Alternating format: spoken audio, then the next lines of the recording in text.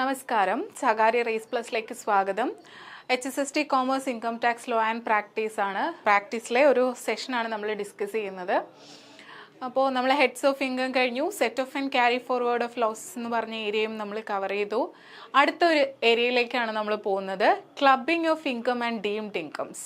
നമുക്ക് ഈ പറയുന്ന പോലെ റൂൾസ്, റെഗുലേഷൻസ് അങ്ങനെ അധികമൊന്നും ഇതിനകത്ത് ഇങ്ങനെ പറയാനില്ല. കുറച്ച് കാര്യങ്ങൾ നമ്മൾ അറിഞ്ഞിരിക്കണം. ഇന്ന ആളുടെ ഇൻകം ചിലപ്പോൾ നമുക്കറിയാം. ചില ആൾക്കാർക്കെങ്കിലും ഒരു ഇത് കാണും, എന്താ, ഞാൻ കഷ്ടപ്പെട്ട് സമ്പാദിച്ച് ഉണ്ടാക്കുന്ന കാശ് വെറുതെ ഒന്നും അല്ലല്ലോ, ഞാൻ നന്നായിട്ട് അധ്വാനിച്ചിട്ടാണ് ഞാൻ കാശുണ്ടാക്കുന്നത്. അപ്പോൾ അതിൻ്റെ ഒരു പോർഷൻ ഇത്ര ശതമാനം ഞാൻ ഗവൺമെൻറ്റിന് കൊണ്ടുവന്ന് ടാക്സ് അടയ്ക്കേണ്ട കാര്യമുണ്ടോ? അങ്ങനെ ചിന്തിക്കുന്ന കുറച്ച് പേരെങ്കിലും കാണും അല്ലേ? ഗവൺമെൻറ്റിനെ സംബന്ധിച്ചിടത്തോളം ഇങ്ങനെ ടാക്സ് പിടിക്കുന്നതാണ് അവരുടെ വരുമാനം.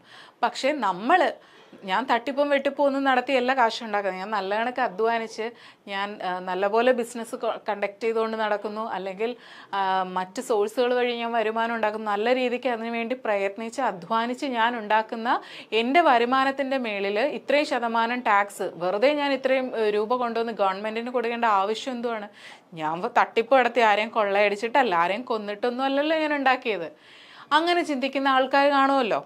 അപ്പം അവരൊക്കെ ഇങ്ങനെ ടാക്സ് വെട്ടിക്കാനും അല്ലെങ്കിൽ ടാക്സ് ഇത്രയും അടയ്ക്കുന്ന, ഇപ്പം ചിലപ്പം നല്ല കണക്ക് കഷ്ടപ്പെട്ടിട്ട് ഒരു 10 ലക്ഷം രൂപയൊക്കെ വരുമാനം ഉണ്ടാക്കിയ ഏകദേശം ഒരു 10% ടാക്സ് അടയ്ക്കുക ഒരു നല്ലൊരു എമൗണ്ട് ടാക്സ് ആയിട്ട് പോകുമല്ലോ. അപ്പം ഞാനെന്തിനാ വെറുതെ ഇത്രയും രൂപ ഗവൺമെൻറ്റിന് കൊണ്ട് കൊടുക്കുന്നത് എന്ന് ചിന്തിക്കുന്ന ആൾക്കാർ എന്ത് ചെയ്യും? ഇതിനകത്തുള്ള ലൂപ്പ് ഹോൾസ് തപ്പിപ്പോവും. ഇത് അടയ്ക്കാതിരിക്കാൻ എന്ത് പരിപാടി നടത്താൻ പറ്റും, എന്ത് ചെയ്താൽ എൻ്റെ ടാക്സ് കുറയ്ക്കാൻ പറ്റും, അല്ലെങ്കിൽ ഇവിടെ ഈ ഒരു പർട്ടിക്കുലർ കാര്യത്തിൽ എനിക്കിങ്ങനെ ഒരു വരുമാനമുണ്ട്, ഈ ഒരു വരുമാനത്തിന് ടാക്സ് അടയ്ക്കാതിരിക്കാൻ ഞാൻ എന്ത് ചെയ്താൽ പറ്റും? അങ്ങനെ ലൂപ്പ് ഹോൾസ് തപ്പി നടക്കുന്നവരുണ്ട്. എന്ന് വെച്ചാൽ ടാക്സ് കൊടുക്കാതിരിക്കാൻ വേണ്ടി. അങ്ങനെ ചെയ്യുന്ന ഒരു പരിപാടിയാണ് എന്ത്? Clubbing of income. അത് അങ്ങനെയുള്ള ആ ടാക്സ് വെട്ടിപ്പിനെതിരെ അങ്ങനെ ആളുകൾ ചെയ്യുന്നുണ്ട്. അത് മനസ്സിലാക്കി അവരുടെ കയ്യിൽ നിന്നൊക്കെ ടാക്സ് കളക്ട് ചെയ്യാൻ വേണ്ടിയിട്ട് നമ്മൾ അഡോപ്റ്റ് ചെയ്യുന്ന ഒരു പ്രൊസീജിയറാണ് എന്ത്? ക്ലബിംഗ് ഓഫ് ഇൻകം അല്ലെങ്കിൽ ഡീംഡ് ഇൻകംസ് എന്ന് പറയുന്നത്. അപ്പോൾ ഇതിൻ്റെ പാർട്ട് 1 ആണ്. ഇവിടെ നമ്മൾ ഡിസ്കസ് ചെയ്യുന്നത് ക്ലബിംഗ് ഓഫ് ഇൻകം മാത്രമാണ്. ഡീംഡ് ഇൻകം നമ്മൾ അടുത്ത പാർട്ടിലെ ഡിസ്കസ് ചെയ്യുന്നുള്ളൂ. ശരിക്കും ഒറ്റ പാർട്ടിൽ ഡിസ്കസ് ചെയ്യാനുള്ളതേ ഉള്ളൂ ശരിക്കും പറഞ്ഞാൽ. പക്ഷെ നമ്മൾ പറഞ്ഞൊക്കെ വരുമ്പോഴത്തേക്ക് ലെങ്ത് കൂടി പോവും. അതുകൊണ്ട് നമ്മളിത് 2 പാർട്ടായിട്ട് തന്നെ പറയാം. സോ നമ്മൾ ആദ്യത്തെ പാർട്ടിൽ നമ്മൾ ക്ലബിംഗ് ഓഫ് ഇൻകം അതാണ് പറയുന്നത്. അപ്പോൾ നമുക്ക് നോക്കിയാലോ. ഫസ്റ്റ്, ക്ലബിംഗ് ഓഫ് ഇൻകം അല്ലെങ്കിൽ ഡീംഡ് ഇൻകം എന്നൊക്കെ പറഞ്ഞാൽ എന്താണ് ഇവിടെ ഉദ്ദേശിക്കുന്നതെന്ന് നമുക്ക് നോക്കാം. To compute the total income of an assessee, the following incomes are aggregated. Incomes of the assessee, income of other person includable in the income of the assessee. This is known as clubbing of income. Deemed incomes, share of a member in association of persons or body of individuals, income from the firm. എന്താ?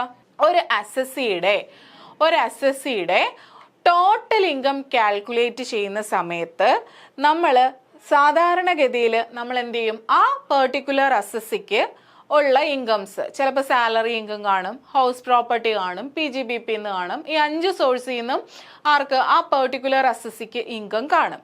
ഈ 5 സോഴ്സിൽ നിന്നും മാത്രമുള്ള income അല്ല നമ്മൾ total income കാണുന്ന സമയത്ത്. Normally അതാണ് ചെയ്യുന്നത്. പക്ഷേ ഈ ബിരുദന്മാരുണ്ടല്ലോ, അല്ലെങ്കിൽ ഇതൊക്കെ വെട്ടിക്കാൻ നോക്കുന്ന ആൾക്കാരുണ്ടല്ലോ, അപ്പോൾ ഈ ഒരു 5 ഹെഡിൽ നിന്നുള്ളതാണ് മെയിനായിട്ട് നമ്മൾ കൺസിഡർ ചെയ്യുന്നത്. പിന്നെ അല്ലാതെ ഇതേപോലെ ടാക്സ് വെട്ടിപ്പ് നടത്തുന്നവരുടെയൊക്കെ കാര്യത്തിൽ നമ്മൾ കണ്ടുപിടിച്ച് അല്ലറ ചില്ലറ കുറച്ച് ഇൻകംസും കൂടി നമ്മൾ ആഡ് ചെയ്തിട്ടാണ് നമ്മൾ ഒരു അസസ്സിയുടെ ടോട്ടൽ ഇൻകം കാണുന്നത്. അപ്പോൾ ആദ്യം ടോട്ടൽ ഇൻകം കാണാൻ ആദ്യം നമ്മൾ എടുക്കുന്നത് ആ അസസ്സിയുടെ ഇൻകം തന്നെ. അതായത് നമ്മൾ പഠിച്ചതാണ് salary, house property, PGBP, capital gain, other source. ഈ 5 സോഴ്സിൽ നിന്നോട്ടുള്ള ഇൻകം എല്ലാം കൂടെ എടുത്ത് അസസ്സിയുടെ ഇൻകം കാൽക്കുലേറ്റ് ചെയ്യും. Then income of other person includable in the income of the assessee. അതായത് ചിലപ്പോൾ ഈ അസസ്സി ഉണ്ടല്ലോ, ടാക്സ് അടയ്ക്കാൻ പറ്റാത്തത് കൊണ്ട് ഏതെങ്കിലും ഒരു പെർട്ടിക്കുലർ അസറ്റ്, ഞാൻ നമ്മുടെ ഇൻട്രസ്റ്റ് ഓൺ സെക്യൂരിറ്റി പറഞ്ഞപ്പോൾ പറഞ്ഞിരുന്നു, അതിനകത്ത് എന്ത് ചെയ്യും, ബോണ്ട് വാഷിംഗ് ട്രാൻസാക്ഷൻ അല്ലേ നമ്മൾ ഡിസ്കസ് ചെയ്തിരുന്നു. അയാൾക്ക് ടാക്സ് അടയ്ക്കാൻ വയ്യാത്തതുകൊണ്ട് അയാൾ എന്ത് ചെയ്യും, ഇൻട്രസ്റ്റ് ഡ്യൂ ആവുന്ന ഡേറ്റിന് മുമ്പ് ആ സെക്യൂരിറ്റി അങ്ങ് വേറൊരാളുടെ പേരിൽ എഴുതി കൊടുക്കും. ഓക്കെ, അപ്പോൾ അയാളാണല്ലോ ഓണർ, അയാളാണ് ടാക്സ് അടയ്ക്കേണ്ടത്. അപ്പോൾ എന്താ അസസിങ് ഓഫീസർ അത് കണ്ടുപിടിക്കുവാണെങ്കിൽ അയാൾ അത് കണ്ടുപിടിച്ചിട്ട് എന്ത് ചെയ്യും, ഇയാളുടെ പേരിൽ തന്നെ ആ ഇൻട്രസ്റ്റിൻ്റെ ടാക്സ് ചാർജ് ചെയ്ത് കൊടുക്കും. ഓക്കെ, അല്ലെങ്കിൽ ഇയാളുടെ പേരിൽ തന്നെ ആ ഇൻട്രസ്റ്റ് ഇൻകം കാണിക്കും. അപ്പോൾ അങ്ങനെ അതായത് ഏതെങ്കിലും ഒരു സാഹചര്യത്തിൽ ഇപ്പം ഞാനാണെങ്കിൽ എൻ്റെ ഹസ്ബൻഡിൻ്റെ പേരിലേക്ക് എന്തെങ്കിലും ഒരു അസറ്റ് മാറ്റി, കുറേ ഷെയർസ് ഉണ്ടായിരുന്നു എനിക്കൊരു കമ്പനിയുടെ, അപ്പം ടാക്സ് എനിക്ക് അടയ്ക്കാൻ വയ്യാത്തതുകൊണ്ട് ഞാൻ ആ ഷെയറൊക്കെ എൻ്റെ ഹസ്ബൻഡിൻ്റെ പേരിലേക്ക് മാറ്റുകയാണ്. ഓക്കെ, അപ്പോൾ ഇൻകം ആർക്ക് കിട്ടത്തുള്ളൂ, ഹസ്ബൻഡിനെ കിട്ടത്തുള്ളൂ. അപ്പം ഹസ്ബൻഡിന് വലിയ ടാക്സ് ലയബിലിറ്റി ഒന്നും ഇല്ലാത്തത് കൊണ്ട് പുള്ളിക്കാരന് ടാക്സ് അടയ്ക്കേണ്ടതായിട്ട് വരത്തില്ല. അപ്പോൾ ഇതിങ്ങനെ നോക്കുമ്പോൾ എൻ്റേതായിരുന്ന അസറ്റ് ഹസ്ബൻഡിൻ്റെതായിട്ട് കൊടുത്തു, ആരാണെങ്കിലും അതിൻ്റെ ഓണർഷിപ്പിൻ്റെ ഇത് എൻജോയ് ചെയ്യുന്നത് ഞാൻ തന്നെയല്ലേ, ഹസ്ബൻഡിന് കിട്ടിയാലും പ്രത്യക്ഷത്തിൽ അത് എനിക്ക് കിട്ടുന്ന പോലെ തന്നെയാണ്. അപ്പം എന്ത് ചെയ്യും, ഈ ഇൻകവും കൂടി ഈ ഇങ്ങനെ കൊടുത്ത ആ ഷെയറിൻ്റെ ഡിവിഡൻഡ് ഇൻകവും കൂടി എൻ്റെ ഇൻകത്തിൽ കാൽക്കുലേറ്റ് ചെയ്യും. അതായത് മറ്റൊരാളുടെ ഇൻകമായിട്ട് നമുക്ക് തോന്നും, പക്ഷേ യഥാർത്ഥത്തിൽ അത് അസസിയുടെ ഇൻകം തന്നെ ആയിരിക്കും. അത് ഈ ബിനാമി ട്രാൻസാക്ഷൻസ് എന്നൊക്കെ കേട്ടിട്ടില്ലേ, ഒരാളെ ബിനാമിയായിട്ട് വെച്ചിട്ട് അയാളുടെ പേരിലേക്ക് അസറ്റ് വാങ്ങിയിടുക, അപ്പോൾ അയാളുടെ പേരിലല്ലേ കാണിക്കത്തുള്ളൂ, അപ്പോൾ അയാൾക്ക് ടാക്സ് അടയ്ക്കേണ്ട, നമുക്കും അത്രയും ടാക്സ് കുറഞ്ഞു കിട്ടും. അപ്പോൾ ഇതൊക്കെ കണ്ടുപിടിച്ചിട്ടുണ്ടെങ്കിൽ എൻ്റെ പേരിൽ തന്നെ തിരിച്ചത് ഇൻകമായിട്ട് കാണിക്കും. അതാണ് ഈ ക്ലബിംഗ് ഓഫ് ഇൻകം എന്ന് പറയുന്നത്. മറ്റൊരാളുടെ ഇൻകവും കൂടി എൻ്റെ ഇൻകത്തിൽ ആഡ് ചെയ്ത് കാണിക്കുക. അങ്ങനെ ചുമ്മാ കാണിക്കുന്നതൊന്നുമല്ല, ഞാൻ എന്തെങ്കിലും തിരിമറി നടത്തിയിട്ടായിരിക്കും മറ്റൊരാളുടെ ഇൻകമായിട്ട് വന്നത്, അത് തിരിച്ച് എൻ്റെ ഇൻകത്തിൽ തന്നെ ഇൻക്ലൂഡ് ചെയ്ത് കാണിക്കുന്ന ആ ഒരു പ്രോസസ്സിനെയാണ് എന്തെന്ന് പറയുന്നത്, ക്ലബിംഗ് ഓഫ് ഇൻകം എന്ന് പറയുന്നത്. ക്ലബ് എന്ന് പറഞ്ഞാൽ എന്താ, കൂടിച്ചേരുന്ന, അത് തന്നെയാണ് ഇവിടെ ഉദ്ദേശിക്കുന്നത്. മറ്റൊരാളുടെ ഇൻകം എൻ്റെ ഇൻകമായിട്ട് കൂട്ടിച്ചേർക്കും. ഓക്കെ, അപ്പോൾ ടോട്ടൽ ഇൻകം കാണാൻ എൻ്റെ നേരെയുള്ള ഇൻകം എടുക്കും, അതുപോലെ ഞാൻ എവിടെയെങ്കിലും വേറെ ആരുടെയെങ്കിലും പേരിൽ ഇതേപോലെ ഇൻകം ഉണ്ടാക്കുന്നുണ്ടെങ്കിൽ അതും കൂടി എൻ്റെ ഇൻകത്തിലോട്ട് ആഡ് ചെയ്യും. അതായത് ഇൻകംസ് ക്ലബ് ചെയ്യാനുണ്ടെങ്കിൽ അത് ക്ലബ് ചെയ്യും. പിന്നെ ഡീംഡ് ഇൻകം, പ്രത്യക്ഷത്തിൽ ഇൻകം എന്ന് തോന്നുന്നില്ല, പക്ഷെ അത് ഇൻകം തന്നെയാണ്. അതെന്താണെന്ന് ഇനി നമ്മൾ പഠിക്കും. ഇത് അറിഞ്ഞിരിക്കുക, ഡീംഡ് ഇൻകം എന്തെങ്കിലും ഉണ്ടെങ്കിൽ അത് ആഡ് ചെയ്യും. പിന്നെ body of individuals, association of person, അതിൻ്റെ എന്തെങ്കിലുമൊക്കെ ഒരു മെമ്പറാണ് ഞാനെങ്കിൽ അതിനകത്ത് നിന്ന് കിട്ടുന്ന ഷെയർ ഓഫ് ഇൻകം ആഡ് ചെയ്യും. അതുപോലെ തന്നെ ഒരു ഫേം ഉണ്ട്, ആ ഫേമിനകത്ത് നിന്ന് കിട്ടുന്ന ഷെയർ ഓഫ് ഇൻകവും ആഡ് ചെയ്യും. ഇത്രയും എടുത്തിട്ടാണ് നമ്മൾ ടോട്ടൽ ഇൻകം കണ്ടുപിടിക്കുന്നത്. ഇനി ഞാൻ പറഞ്ഞു ക്ലബിംഗ് ഓഫ് ഇൻകം അതുപോലെ തന്നെ ഡീംഡ് ഇൻകം, ഈ രണ്ട് ടോപ്പിക്കാണ് നമുക്ക് പഠിക്കാനുള്ളത്. അതിൽ നമ്മൾ ഇന്ന് പഠിക്കുന്നത് എന്താണ്, ക്ലബിംഗ് ഓഫ് ഇൻകം എന്ന് പറയുന്ന ടോപ്പിക്കാണ്. അപ്പോൾ എന്താണ് ക്ലബിംഗ് ഓഫ് ഇൻകം എന്ന് നമുക്ക് വായിച്ചു നോക്കാം. There is a growing tendency on the part of taxpayers either not to disclose certain asset or investment in the records maintained by them, or to disclose it at a figure lower than its cost. Further, they dispose of their property or income in such a way that tax liability may be avoided or reduced. എന്താ, ഞാൻ നേരത്തെ പറഞ്ഞില്ലേ, കുറച്ച് ആൾക്കാർക്കെങ്കിലും ഒരു tendency ഉണ്ട്, എന്താ, അവരുടെ ശരിക്കുമുള്ള ഇൻവെസ്റ്റ്മെന്റ് എത്ര അല്ലെങ്കിൽ അവരുടെ ശരിക്കുമുള്ള അസറ്റ് എത്ര എന്ന് അവർ റെക്കോർഡിക്കലി കാണിക്കത്തില്ല. കാരണം എന്താ, കാണിച്ചു കഴിഞ്ഞാൽ അതിനൊക്കെ ടാക്സ് അടയ്ക്കണ്ടേ, അല്ലാതെ കാണിക്കാൻ ഇഷ്ടമല്ലാഞ്ഞിട്ടൊന്നും അല്ല. എന്താ, കാണിച്ചു കഴിഞ്ഞിട്ടുണ്ടെങ്കിൽ അതിനൊക്കെ അതിൻ്റെ മേളിലൊക്കെയുള്ള ടാക്സ് അടയ്ക്കേണ്ടി വരും. അപ്പോൾ കുറച്ച് പേരെങ്കിലും എന്ത് ചെയ്യത്തില്ല, ഈ പറയുന്ന പോലെ അവരുടെ പേരിൽ ശരിക്കുള്ള ഇൻവെസ്റ്റ്മെൻറ്റ്, അവരുടെ പേരിൽ ശരിക്കുള്ള അസറ്റ്സുകൾ, ഇതൊന്നും അവർ ഡിസ്ക്ലോസ് ചെയ്യത്തില്ല. അല്ലെങ്കിൽ ഡിസ്ക്ലോസ് ചെയ്താൽ തന്നെ ശരിക്കുള്ള വാല്യൂ ആയിരിക്കത്തില്ല, എമൗണ്ട് ഒക്കെ കുറച്ചൊക്കെ ആയിരിക്കും കാണിക്കുന്നത്. ഓക്കെ, കാരണം ടാക്സ് കുറയ്ക്കാൻ വേണ്ടിയിട്ട്.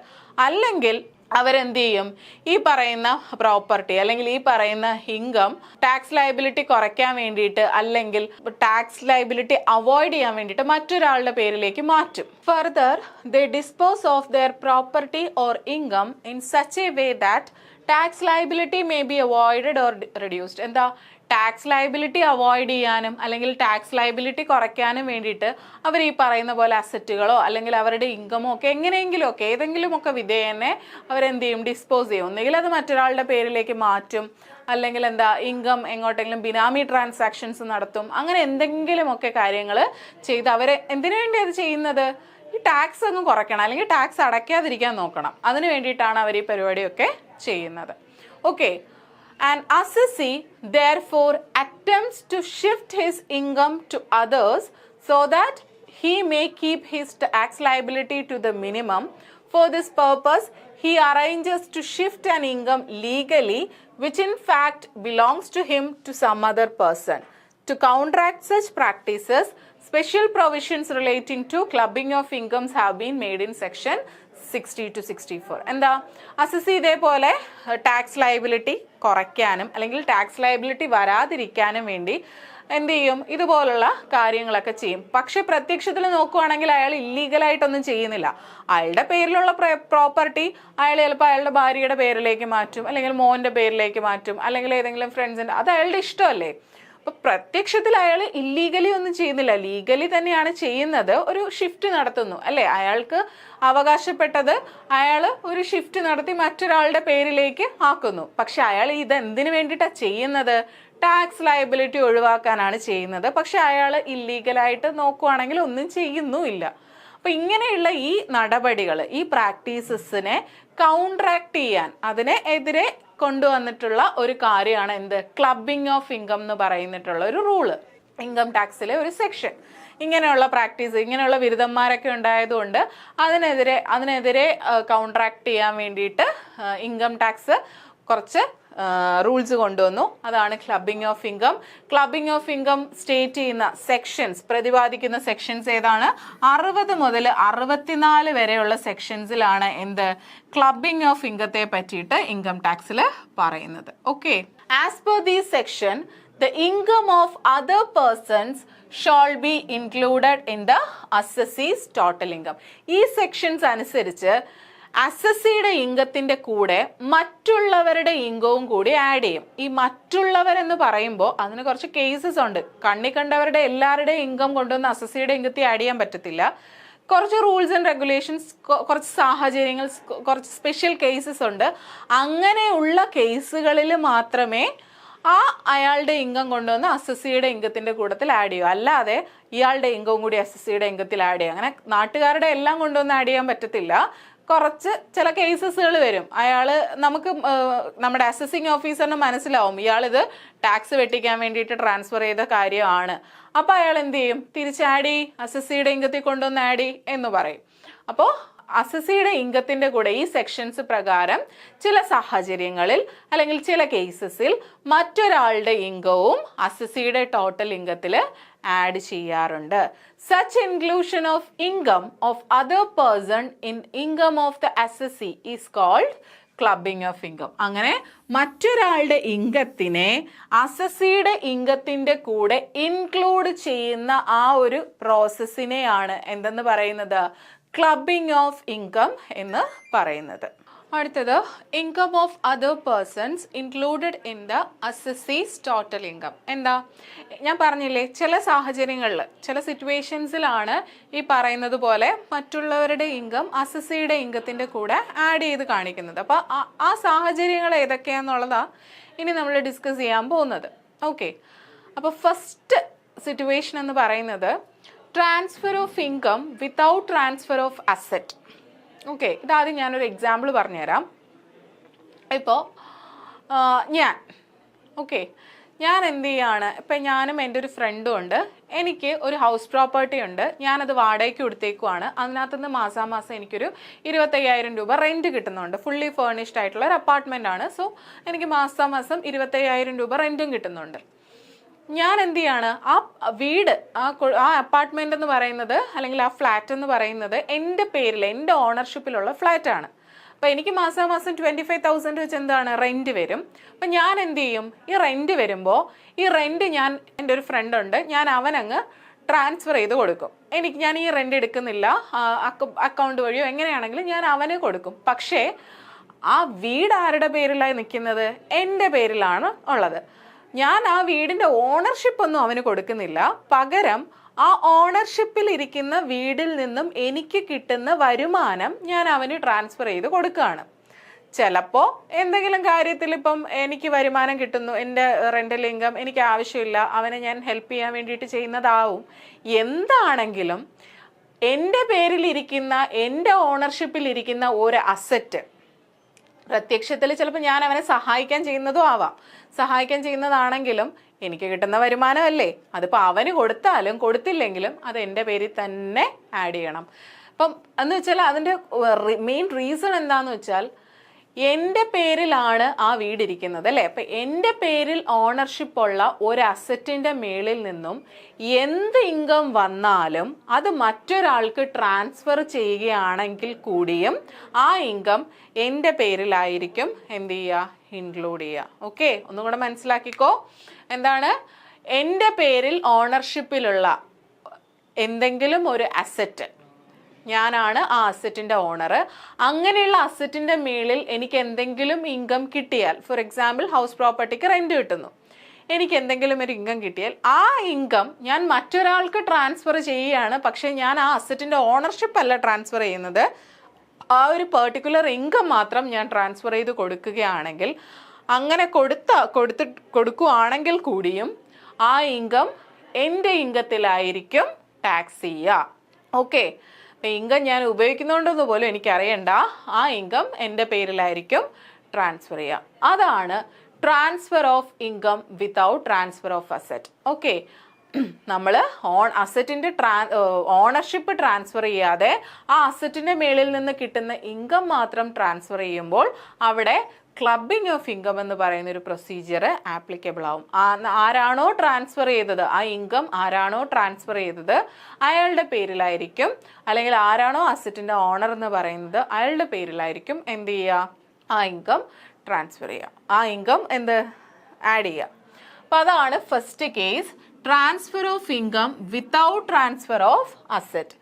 If A person transfers to another person his income from an asset without transferring the ownership of the asset, the income from such asset shall be deemed to be the income of the transferor and shall be included in his total income.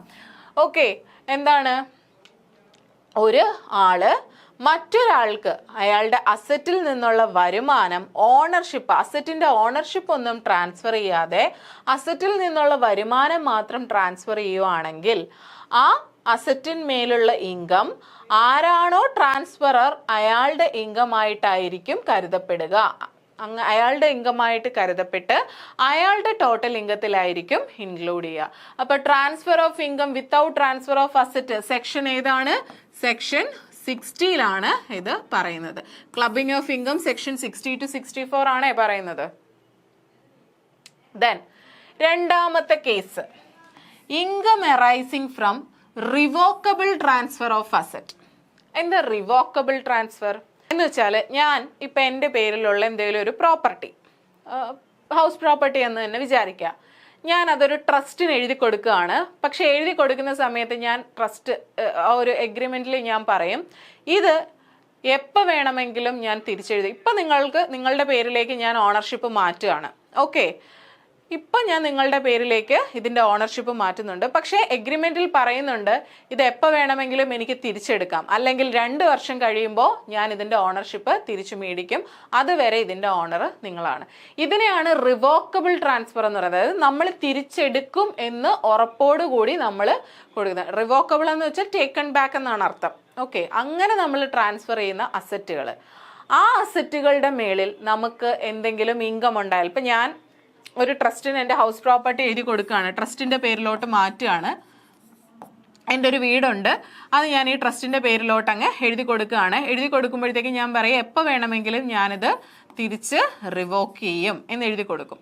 Okay, ചിലപ്പോൾ ഞാൻ 2 വർഷം കഴിഞ്ഞായിരിക്കും revoke ചെയ്യുന്നത്, എന്താണെങ്കിലും അങ്ങനെ ഒരു revocable എഗ്രിമെൻറ്റിൻ്റെ പേരിലാണ് ട്രസ്റ്റിന് ഞാൻ ഈ ഹൗസ് പ്രോപ്പർട്ടിയുടെ ഓണർഷിപ്പ് കൊടുക്കുന്നതെങ്കിൽ ആ ഹൗസ് പ്രോപ്പർട്ടിയിൽ നിന്ന് എന്ത് വരുമാനം ഉണ്ടായാലും എന്താണ്, ഈ അസസ്സിയുടെ പേരിലായിരിക്കും ആ ഇൻകം കാണിക്കുക. കാരണം എപ്പോൾ വേണമെങ്കിലും തിരിച്ചെടുക്കാമല്ലോ, അല്ലെങ്കിൽ 2 വർഷമാണ് എന്ന് വെച്ചാൽ എപ്പോഴാണെങ്കിലും അതിൻ്റെ ഓണർ ആരായിട്ട് തന്നെ മാറും, ഈ അസസ്സി ആയിട്ട് തന്നെ മാറും. സോ ഇങ്ങനെയുള്ള റിവോക്കബിൾ ട്രാൻസ്ഫർ ഉണ്ടെങ്കിൽ അങ്ങനെയുള്ള റിവോക്കബിൾ ട്രാൻസ്ഫർ ഉണ്ടെങ്കിൽ ഈ റിവോക്കബിൾ ട്രാൻസ്ഫർ വഴി നടത്തിയ അസറ്റിൻ്റെ മേളിൽ എന്തെങ്കിലും ഇൻകം കിട്ടുകയാണെങ്കിൽ അത് അസസ്സിയുടെ ഇൻകം ആയിട്ട് തന്നെ കരുതപ്പെടും. ആരാണോ ട്രാൻസ്ഫർ ചെയ്തത് അയാളുടെ ഇൻകത്തിൽ തന്നെയായിരിക്കും കാണിക്കുന്നത്.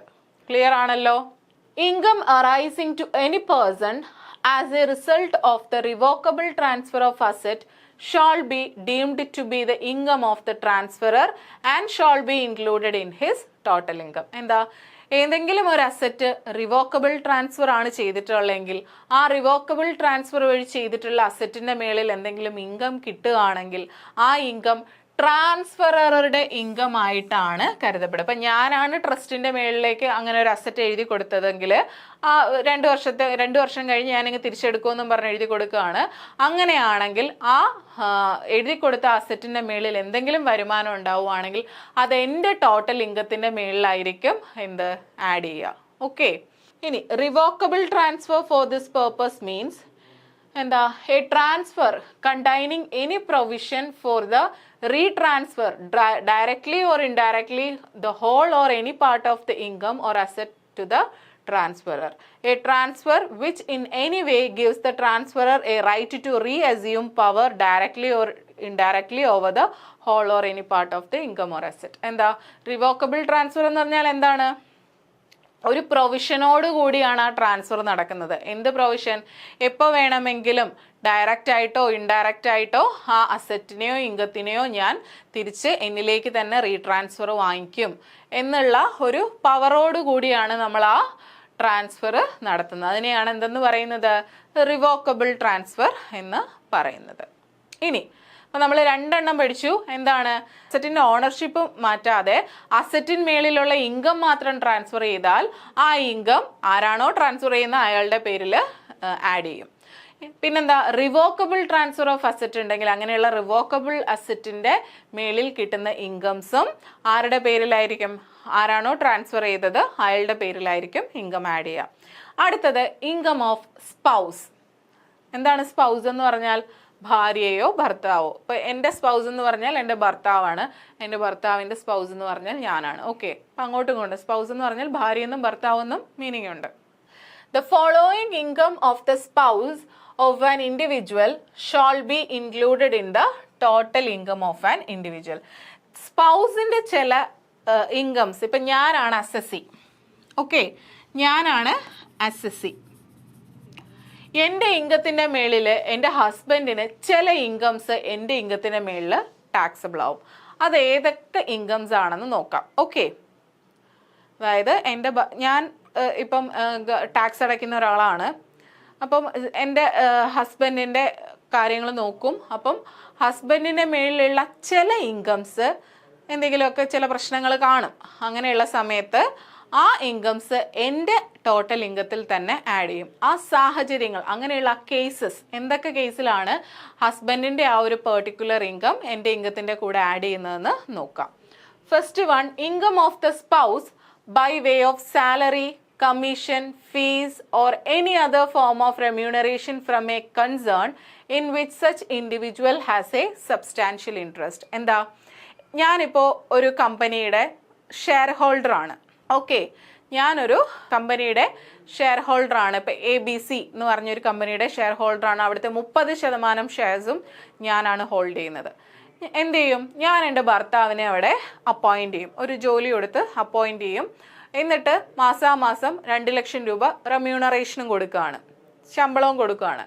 പക്ഷെ ആ ജോലി ചെയ്യാൻ എൻ്റെ ഹസ്ബൻഡിന് ആ ജോലി ചെയ്യുന്നതിന് വേണ്ടിയിട്ടുള്ള ടെക്നിക്കൽ ക്വാളിഫിക്കേഷനോ സ്കില്ലോ ഒന്നുമില്ല.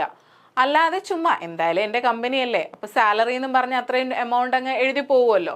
അതിന് വേണ്ടിയിട്ട് എൻ്റെ ഹസ്ബൻഡിനെ ഒരു ആപ്റ്റായിട്ടുള്ള ക്വാളിഫിക്കേഷനോ സ്കില്ലോ ടെക്നിക്കൽ അങ്ങനെയുള്ള ഒരു കാര്യങ്ങളും ഇല്ലാതെ ഒരു പോസ്റ്റിലേക്ക് അപ്പോയിൻ്റ് ചെയ്ത് സാലറി ആയിട്ട് കൊടുക്കുകയാണ്. അങ്ങനെയാണെങ്കിൽ ഹസ്ബൻഡിന് കൊടുക്കുന്ന ആ സാലറിയിൽ, ഇപ്പം ഞാൻ 2 ലക്ഷം രൂപ കൊടുക്കുകയാണ് സാലറി ആയിട്ട്, അത് എൻ്റെ ഇൻകത്തിൻ്റെ മേളിൽ എൻ്റെ ടോട്ടൽ ഇൻകത്തിൻ്റെ കൂടെ ആഡ് ചെയ്ത് കാണിക്കും. കാരണം എന്താണ്? ഹസ്ബൻഡ് ജോലി ചെയ്തിട്ട് കിട്ടുന്ന സാലറി ഹസ്ബൻഡിൻ്റെ ഇങ്ങോട്ട് കാണിച്ചാൽ മതി. പക്ഷേ ആ ജോലി ചെയ്യാനായിട്ട് ഒരു ക്വാളിഫിക്കേഷനും ഇല്ല. എനിക്ക് ആ കമ്പനിയിൽ ഉണ്ടായിട്ടുള്ള ഒരു സബ്സ്റ്റാൻഷ്യൽ ഇൻട്രസ്റ്റ് കൊണ്ട് മാത്രമാണ് അയാൾക്ക് അവിടെ ജോലി കിട്ടുന്നത് അല്ലേ, ഹസ്ബൻഡിന് അവിടെ ജോലി കിട്ടുന്നത്.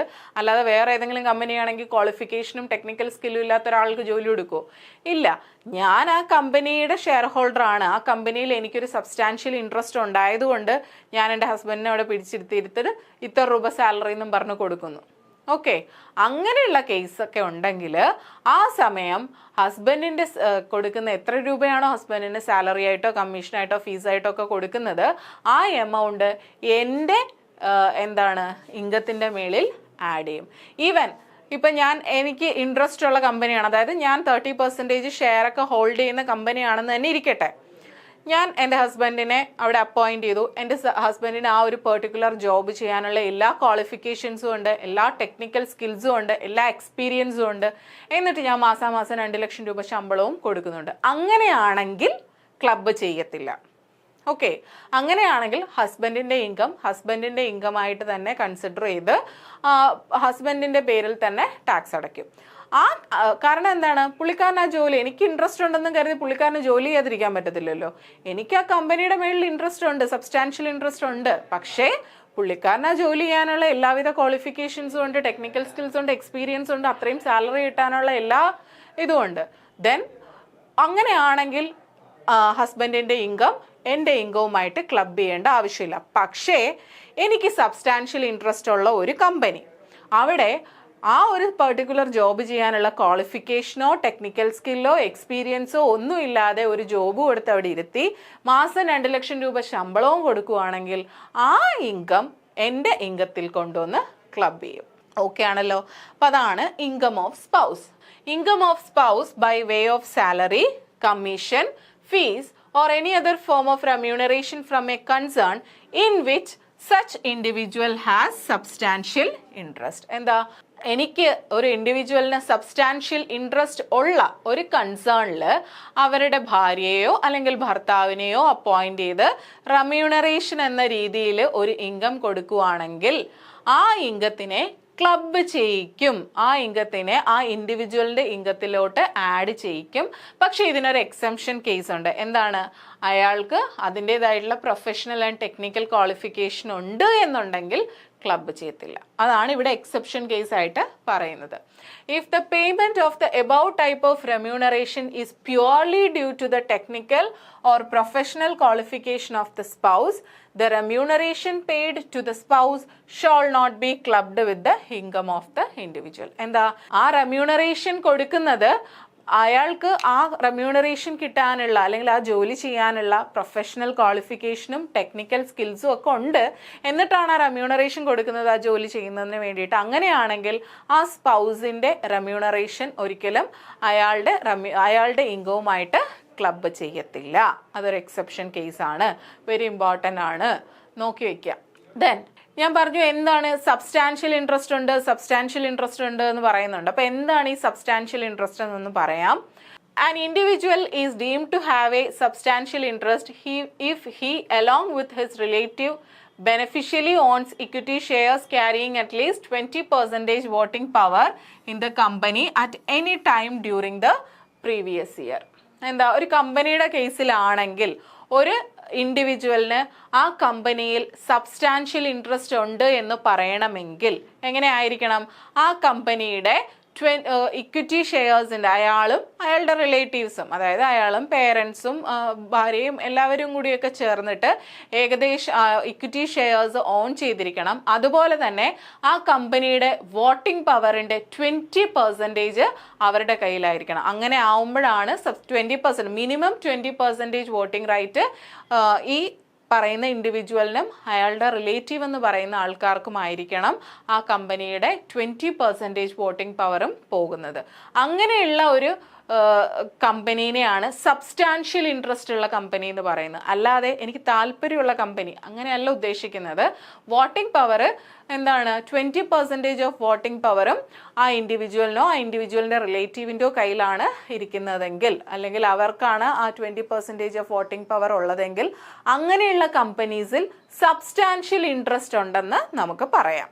കമ്പനി അല്ല എന്നുണ്ടെങ്കിലോ, If the concern is not a company, he along with his relative is entitled to at least 20% of the profit of the concern at any time during the previous year. ഇനി company അല്ല എന്നുണ്ടെങ്കിൽ ചിലപ്പോൾ partnership firm ആയിരിക്കും, proprietary concern ആയിരിക്കും, അങ്ങനെ എന്തെങ്കിലുമൊക്കെ ആണെങ്കിൽ 20% of profit, അതായത് പ്രോഫിറ്റ് ഉണ്ടാകുമ്പോൾ 20% പ്രോഫിറ്റ് എങ്കിലും ഇയാൾക്കായിരിക്കും, ഇയാളുടെ റിലേറ്റീവ്സിനും കൂടി ആയിരിക്കണം പോകുന്നത്. പാർട്ട്ണർഷിപ്പ് ഫേം ആണെന്ന് വിചാരിക്കുക.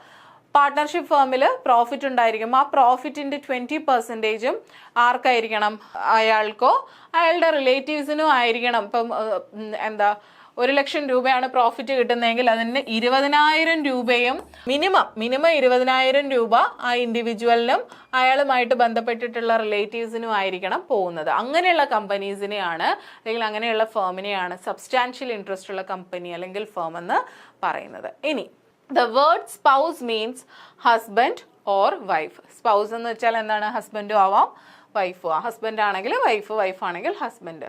The income referred to subclass above shall be included in the total income. If an asset excluding house property is transferred by an individual to his or her spouse directly or indirectly, neither for adequate consideration nor in connection with an agreement to live apart, the income from such asset to the spouse will be included in the house of the transferor. എന്താ? ഒരു asset, house property അല്ലാത്ത asset, അതായത് ഇപ്പോൾ ഒരു commercial building, okay, അതായത് ഞാനൊരു business person ആണ്. അപ്പം ഞാൻ എൻ്റെ ഹസ്ബൻഡിൻ്റെ പേരിലേക്ക് ഞാൻ എഴുതി കൊടുക്കുകയാണ്.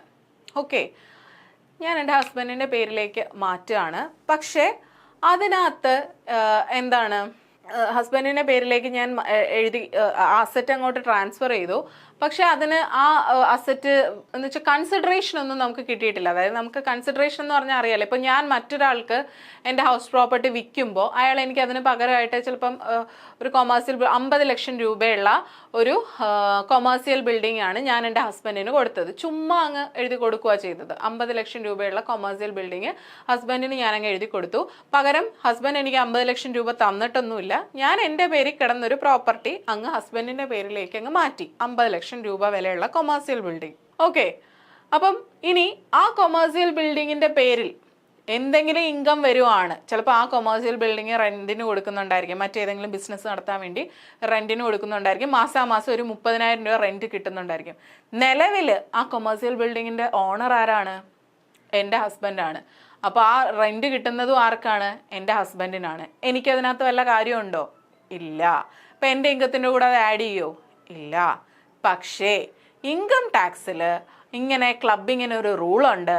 ഒരു കൺസിഡറേഷനും ഇല്ലാതെയാണ്, അതായത് 1 രൂപ പോലും വാങ്ങാതെയാണ്, അല്ലെങ്കിൽ ആഡിക്വേറ്റ് കൺസിഡറേഷൻ വാങ്ങാതെയാണ് ഭാര്യയാണെങ്കിലും ഭർത്താവാണെങ്കിലും ഇങ്ങനെ അസറ്റ് ട്രാൻസ്ഫർ ചെയ്യുന്നതെങ്കിൽ ആ അസറ്റിൻ്റെ മേളിൽ കിട്ടുന്ന വരുമാനം ആരാണോ ട്രാൻസ്ഫർ ചെയ്തത് അയാളുടെ പേരിലായിരിക്കും, അയാളുടെ ഇൻകം ആയിട്ടായിരിക്കും കാണിക്കുക. ഓക്കെ, പ്രത്യക്ഷത്തിൽ അതിൻ്റെ ഓണർ ഇപ്പം എൻ്റെ ഭർത്താവാണ്, എൻ്റെ ഹസ്ബൻഡാണ് അതിൻ്റെ പ്രത്യക്ഷത്തിൽ അതിൻ്റെ ഓണർ. അതിനകത്ത് നിന്ന് കിട്ടുന്ന റെൻ്റ് എൻ്റെ ഹസ്ബൻഡിനാണ് കിട്ടുന്നത്. എന്നിട്ടും അത് എൻ്റെ ഇൻകമായിട്ട് ക്ലബ് ചെയ്ത് കാണിക്കും. കാര്യം എന്താണ്? ഞാൻ 1 രൂപ അല്ലെങ്കിൽ ഒരു ആഡിക്വേറ്റ് കൺസിഡറേഷൻ, ഒരു കൺസിഡറേഷനും വാങ്ങിക്കാതെയാണ് ഞാൻ എൻ്റെ പേരിൽ കിടന്ന പ്രോപ്പർട്ടി ഹസ്ബൻഡിൻ്റെ പേരിലേക്ക് എഴുതി കൊടുത്തത്. സോ കൺസിഡറേഷൻ ഒന്നും ഇല്ല.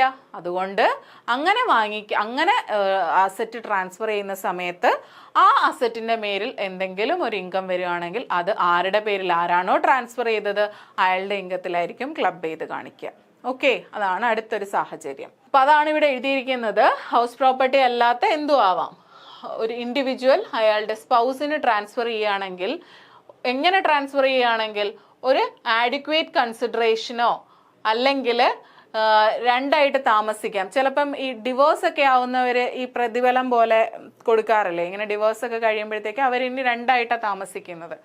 അങ്ങനെ വരുന്ന സാഹചര്യത്തിൽ ചിലപ്പം ഇതേ കണക്ക് വീടൊക്കെ എഴുതി കൊടുത്താൽ അന്നേരം കുഴപ്പമില്ല, അന്നേരം ആ ഇൻകം എൻ്റെ ഭർത്താവിൻ്റെ പേരിൽ തന്നെ ആയിരിക്കും കാണിക്കുക.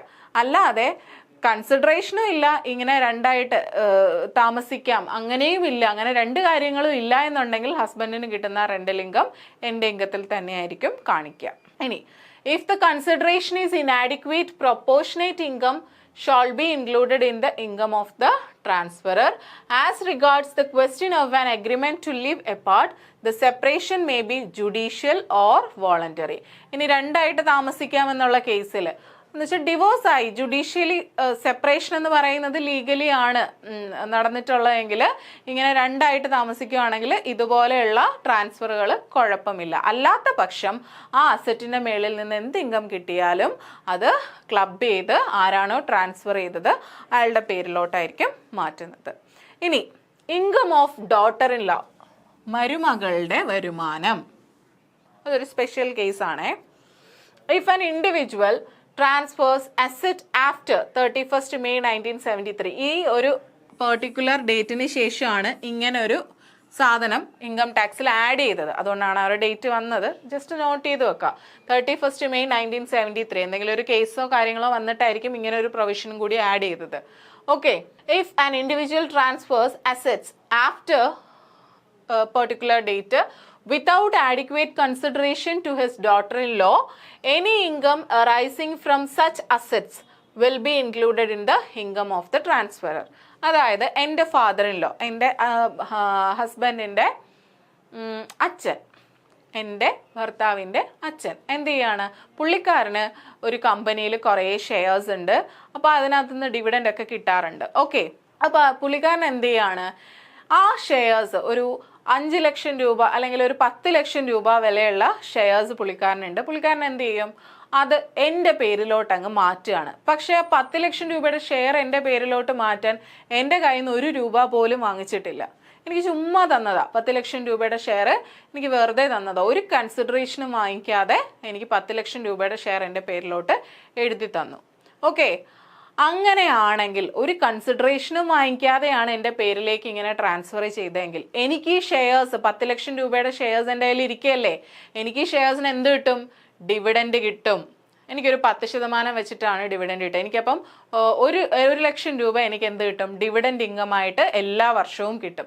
അങ്ങനെ ആ ഒരു കൺസിഡറേഷനും വാങ്ങിക്കാതെ എൻ്റെ പേരിലേക്ക് മാറ്റിയ ആ അസറ്റിൻ്റെ മേളിൽ എന്തെങ്കിലും ഇൻകം കിട്ടുന്നുണ്ടെങ്കിൽ, പ്രത്യക്ഷത്തിൽ അത് എനിക്കാണ് കിട്ടുന്നുണ്ടെങ്കിൽ കൂടിയും എൻ്റെ ആ ഇൻകം ആരാണോ എനിക്കത് ട്രാൻസ്ഫർ ചെയ്ത് തന്നത്, എൻ്റെ ഈ കേസിൽ എൻ്റെ ഹസ്ബൻഡിൻ്റെ അച്ഛനാണ്, എൻ്റെ ഫാദർ-ഇൻ-ലോ ആണ്, പുള്ളിക്കാരൻ്റെ ഇൻകത്തിൽ ക്ലബ് ചെയ്ത് കാണിക്കും.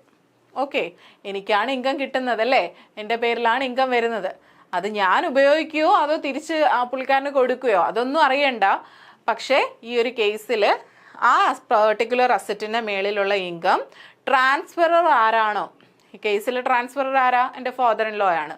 ഫാദർ-ഇൻ-ലോയുടെ പേരിലായിരിക്കും ടോട്ടൽ ഇൻകം ആയിട്ട് ആഡ് ചെയ്ത് കാണിക്കുക. അപ്പം എന്താ കേസ് എന്ന് പറയുന്നത്, ആഡ്ക്വേറ്റ് കൺസിഡറേഷൻ ഒന്നും വാങ്ങിക്കാതെ ഒരസറ്റ് ഒരാൾ അയാളുടെ മരുമകളുടെ പേരിലേക്ക് മാറ്റുകയാണ്.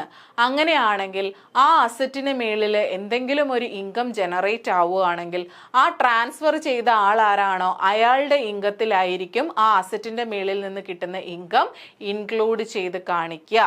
ഓക്കെ, 4ാമത്തെ കേസ് അതാണ്.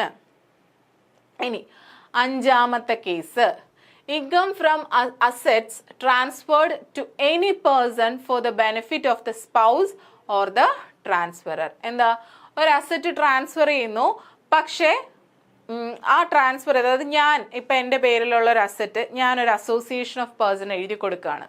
ഓക്കെ, ഞാനൊരു അസോസിയേഷൻ ഓഫ് പേഴ്സണ് എഴുതി കൊടുക്കുകയാണ്. പക്ഷേ ആ അസോസിയേഷൻ ഓഫ് പേഴ്സണിലൊരു മെമ്പർ എൻ്റെ ഹസ്ബൻഡാണ്. ഓക്കെ, എന്ന് വെച്ചാൽ അതിൻ്റെ ബെനിഫിറ്റ് ആർക്കും കിട്ടുന്നുണ്ട്, എൻ്റെ ഹസ്ബൻഡിനും കിട്ടുന്നുണ്ട്. അങ്ങനെയുള്ള ഒരു case, where an individual transfers any asset to any person or association of persons otherwise than for adequate consideration, the income from such asset shall be included in the income of the transferor to the extent to which income is for the immediate or deferred benefit of his or her spouse. എന്താ, ഞാൻ എൻ്റെ ഒരു property, എന്തെങ്കിലും ഒരു asset, ഇപ്പോൾ ഒരു building, ഒരു association of person എഴുതി കൊടുക്കുകയാണ്. ഓക്കെ, ആ അസോസിയേഷൻ ഓഫ് പേഴ്സണിൽ ആകെ മൊത്തം 10 മെമ്പേഴ്സാണുള്ളത്. ആകെ മൊത്തം 10 മെമ്പേഴ്സ് ഉണ്ട് അല്ലേ. ഞാൻ അസോസിയേഷൻ ഓഫ് പേഴ്സന്റെ പേരിലാണ് എൻ്റെ ഈ ബിൽഡിങ് എഴുതി കൊടുത്തത്. വലിയൊരു ബിൽഡിംഗ് ആയിരുന്നു, ഞാനങ്ങ് എഴുതി കൊടുത്തു. ആ ബിൽഡിംഗ് എഴുതി കൊടുത്തപ്പോൾ ഞാൻ അത്ര കൺസിഡറേഷൻ ഒന്നും വാങ്ങിച്ചില്ല. അതായത് ഞാൻ 1 രൂപ പോലും വാങ്ങിക്കാതെയാണ് ആ അസോസിയേഷൻ ഓഫ് പേഴ്സണ് ഞാൻ എൻ്റെ ആ ബിൽഡിംഗ് എന്ന് പറയുന്ന അസറ്റ് എഴുതി കൊടുത്തത്. അല്ലെങ്കിൽ ഒരു കോടി രൂപയുള്ള വിലയുള്ള ബിൽഡിങ് ഞാൻ കൊടുത്തത് ഒരു 20 ലക്ഷം രൂപയ്ക്കായിരിക്കും. അങ്ങനെ കുറച്ച് ആയിട്ടുള്ള കൺസിഡറേഷനിലാണ് ഞാൻ കൊടുത്തത്.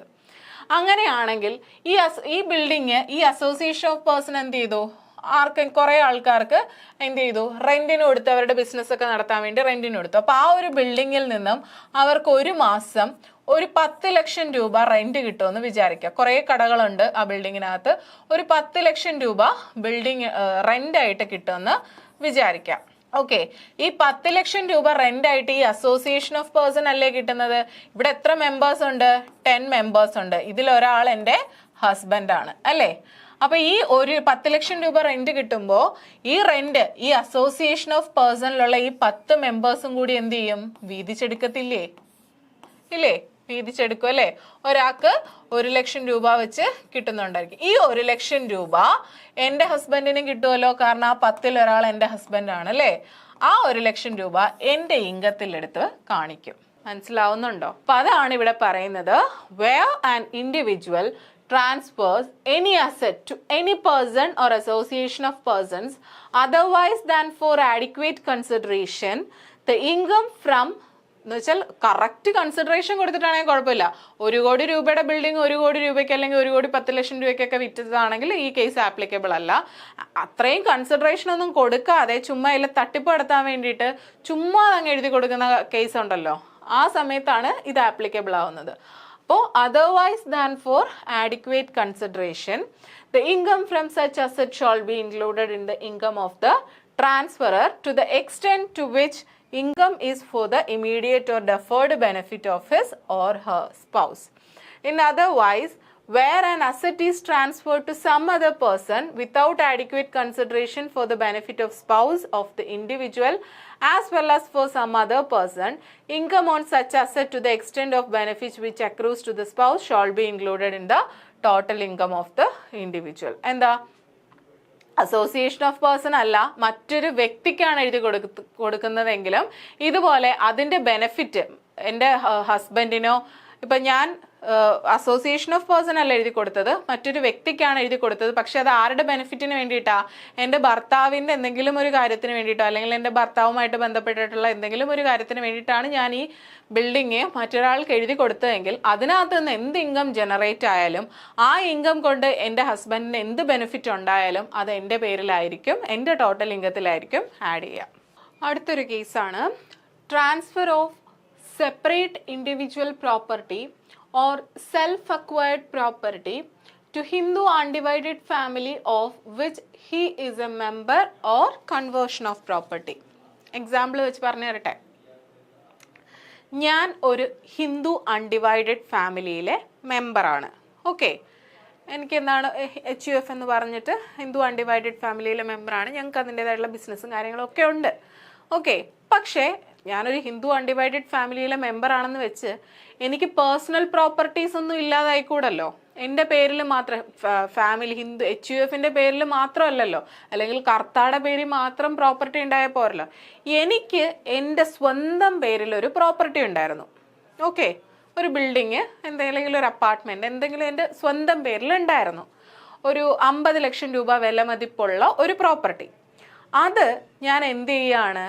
ഒരു ആഡിക്വേറ്റ് ആയിട്ടുള്ള ഒരു കൺസിഡറേഷനും മേടിക്കാതെ ഞാൻ എൻ്റെ ആ സെൽഫ് അക്വേർഡ് ആയിട്ടുള്ള എൻ്റെ സ്വന്തം ആ പ്രോപ്പർട്ടി ഞാൻ ഈ HUF എന്ന് പറയുന്ന ഞാനും കൂടി മെമ്പറായിട്ടുള്ള ഈ ഹിന്ദു അൺഡിവൈഡഡ് ഫാമിലിയുടെ പേരിലേക്ക് അങ്ങ് മാറ്റുകയാണ്.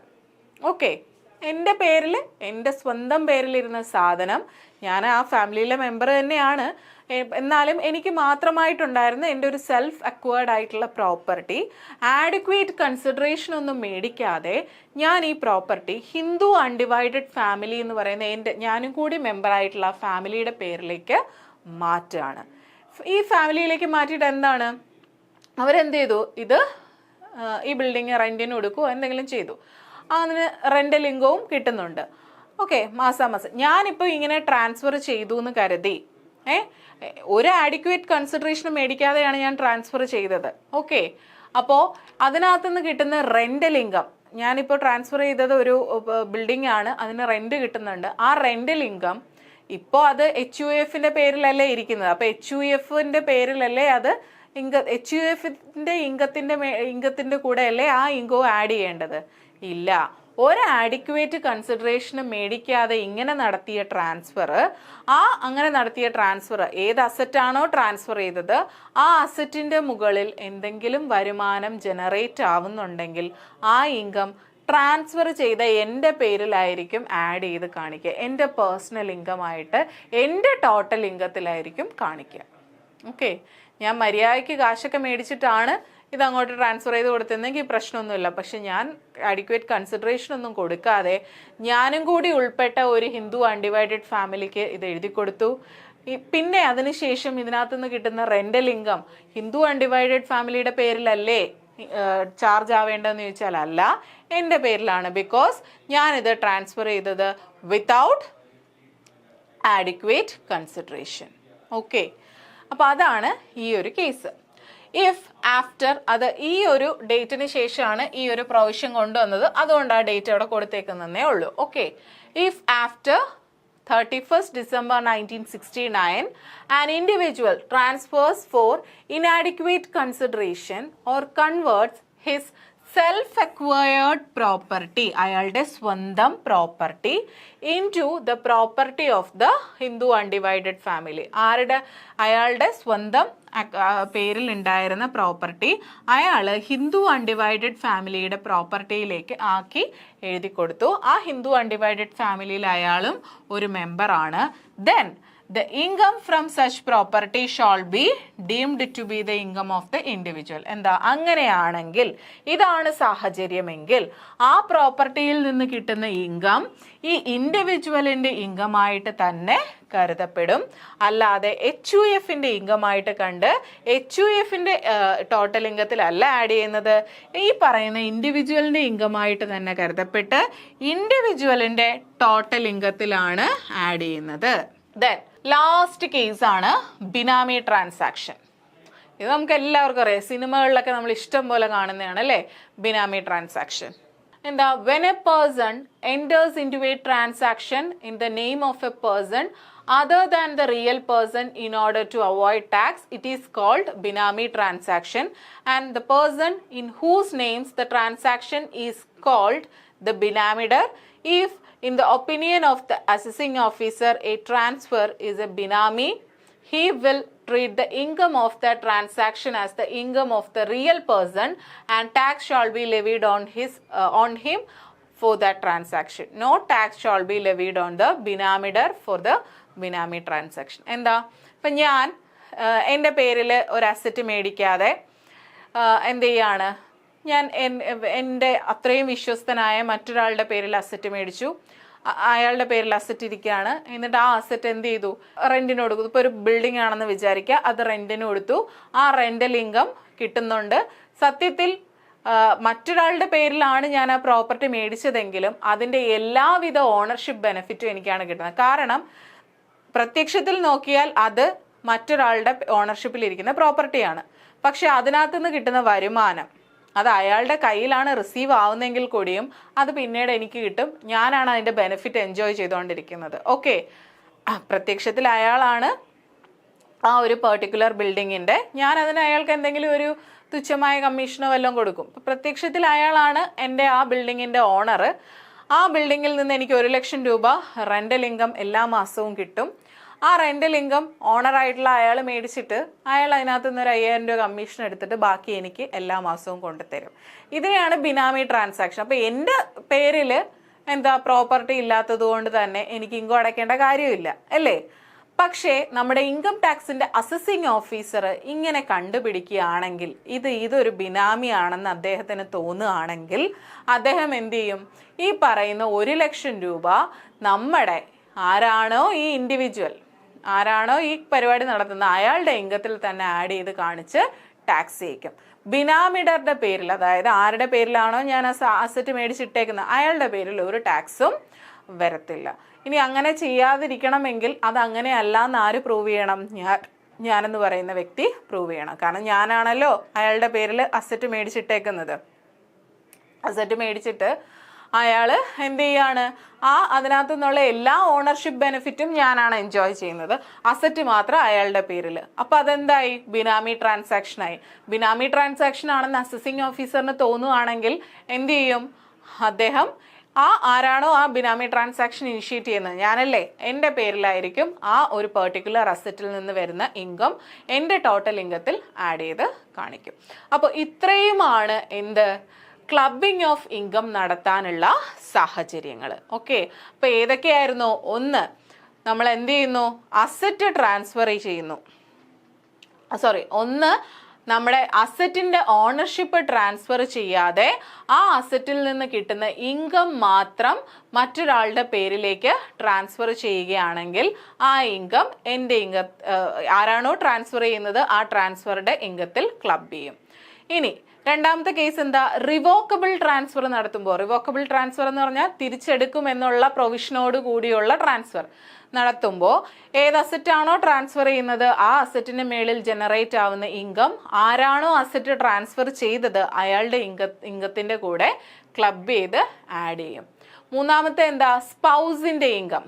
സ്പൗസിന് എന്തെങ്കിലും വരുമാനം ഉണ്ട്, അതായത് ഒരു കമ്പനിയിൽ എനിക്ക് ഒരു ഇൻഡിവിജ്വലിന് സബ്സ്റ്റാൻഷ്യൽ ഇൻട്രസ്റ്റ് ഉള്ള ഒരു കമ്പനിയിലോ അല്ലെങ്കിൽ ഒരു ഫേമിലോ സ്പൗസിനെ അപ്പോയിന്റ് ചെയ്ത് റെമ്യൂണറേഷനായിട്ട് സാലറിയോ എന്തെങ്കിലും കൊടുക്കുകയാണെങ്കിൽ ആ സ്പൗസിന് അതിന് ആഡിക്വേറ്റ് ആയിട്ടുള്ള പ്രൊഫഷണൽ ക്വാളിഫിക്കേഷൻ സ്കിൽസോ ഒന്നും ഇല്ല എന്നുണ്ടെങ്കിൽ ആ കമ്പനിയിൽ എനിക്ക് സബ്സ്റ്റാൻഷ്യൽ ഇൻട്രസ്റ്റും ഉണ്ടെങ്കിൽ ആ സ്പൗസിൻ്റെ ഇൻകം എൻ്റെ ഇൻകമായിട്ട് കണ്ട് എൻ്റെ ഇൻകത്തിൻ്റെ കൂടെ ക്ലബ് ചെയ്യും.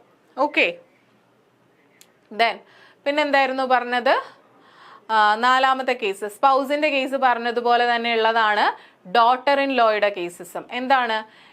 ഡോട്ടർ ഇൻ ലോയുടെ പേരിൽ ഈ പറയുന്നത് പോലെ ഏതെങ്കിലും അസറ്റ് ട്രാൻസ്ഫർ ചെയ്തിട്ടുണ്ട് without consideration, without adequate consideration നമ്മൾ ഏതെങ്കിലും അസറ്റ് ട്രാൻസ്ഫർ ചെയ്യുകയാണെങ്കിൽ ആ അസറ്റിന് മേളിൽ ജനറേറ്റ് ആവുന്ന ഇൻകം ആരുടെ ഇൻകമായിട്ട് കണ്ട്? ട്രാൻസ്ഫറർ ആരാണോ അയാളുടെ ഇൻകമായിട്ട് കണ്ട് അയാളുടെ ടോട്ടൽ ഇൻകത്തിലായിരിക്കും ഇൻക്ലൂഡ് ചെയ്യുന്നത്.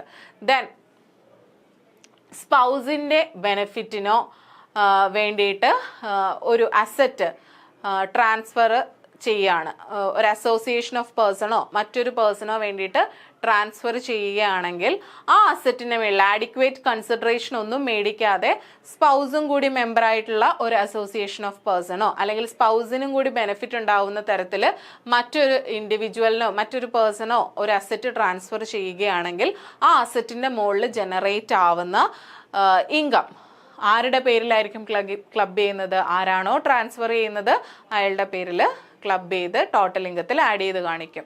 ഓക്കെ, ഇനി അതുപോലെ തന്നെയാണ് എന്ത്? ഡോട്ടർ ഇൻ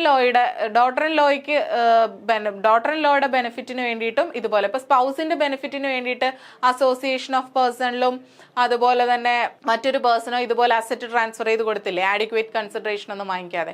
സ്പൗസിന് ചെയ്യുന്നത് പോലെ തന്നെ ഡോട്ടർ ഇൻ ലോയ്ക്കും ഇങ്ങനെ ചെയ്യാറുണ്ട്. അതായത് ഡോട്ടർ ഇൻ ലോയുടെ ബെനിഫിറ്റിന് വേണ്ടിയിട്ട് ഏതെങ്കിലും അസോസിയേഷൻ ഓഫ് പേഴ്സണോ അല്ലെങ്കിൽ മറ്റൊരു പേഴ്സണോ ഒക്കെ ഈ അസറ്റ് ട്രാൻസ്ഫർ ചെയ്ത് കൊടുക്കും വിത്തൗട്ട് ആഡിക്വേറ്റ് കൺസിഡറേഷൻ. അങ്ങനെയുള്ള കേസിലും ആ അസറ്റിന്റെ മേളിൽ ജനറേറ്റ് ആവുന്ന ഇൻകം ഈ പറയുന്ന ഇൻഡിവിജ്വൽ അല്ലെങ്കിൽ ട്രാൻസ്ഫററുടെ ടോട്ടൽ ഇൻകം ആയിട്ട് കണ്ട് ട്രീറ്റ് ചെയ്യും. ഇനി income of a minor child, ഇത് ഞാൻ പറഞ്ഞില്ല, സോറി, ഇത് വിട്ടുപോയതാണേ. Income of a minor child എന്ന് പറഞ്ഞാൽ മൈനർ ചൈൽഡ് എന്ന് പറഞ്ഞാൽ എന്താണ്?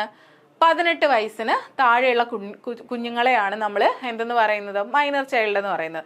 ഈ മൈനർ ചൈൽഡ് എന്ന് ഇവിടെ ഉദ്ദേശിക്കുന്നത് ഇൻകം ടാക്സിൽ ഉദ്ദേശിക്കുമ്പം മൈനർ ആയിട്ടുള്ള ഈ ചില പ്രദേശങ്ങളിലൊക്കെ ഈ പെൺകുട്ടികളെ നേരത്തെ കല്യാണം കഴിപ്പിച്ച് വിടുമല്ലോ, അതായത് അണ്ടർ 18 തന്നെ നമ്മൾ കല്യാണം കഴിപ്പിച്ച് വിടും. അപ്പം അങ്ങനെ അണ്ടർ 18 ആയിട്ടുള്ള മൈനർ ആയിട്ടുള്ള മാരീഡ് ഡോട്ടേഴ്സും ഈ മൈനർ ചൈൽഡ് എന്ന് പറയുന്ന കാറ്റഗറിയിൽ വരും. ഓക്കെ, അത് അറിഞ്ഞിരിക്കുക. ഈ മൈനർ ചൈൽഡിൻ്റെ ഇൻകം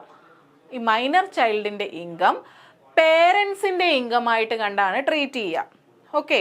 ഈ മൈനർ ചൈൽഡിന് എന്തെങ്കിലും വരുമാനമുണ്ട്. ഇപ്പം ഞാൻ എൻ്റെ മോളുടെ പേരിൽ, എൻ്റെ കുഞ്ഞിനിപ്പോൾ 4 വയസ്സേ ആവുന്നുള്ളൂ, ഞാൻ എൻ്റെ കുഞ്ഞിൻ്റെ പേരിൽ ഇപ്പോഴേ കുറച്ച് മ്യൂച്വൽ ഫണ്ട്സ് ഒക്കെ വാങ്ങിച്ചിടുകയാണ്.